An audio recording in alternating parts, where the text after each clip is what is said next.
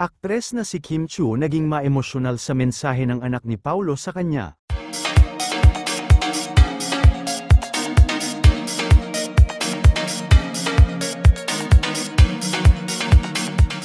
Naging emosyonal si Kim Chiu nang makatanggap siya ng isang espesyal na mensahe mula sa anak ni Paulo Avellino. Ayon sa aktres, hindi niya inaasahan ang touching na mensahe na nagsasaad ng pasasalamat at pagmamahal.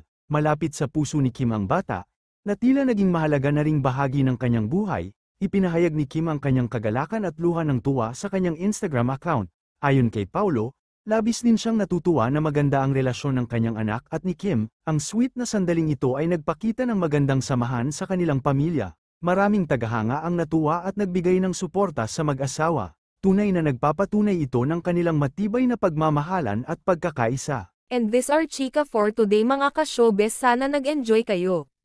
Don't forget to like, share, subscribe and click the notification bell for more updates.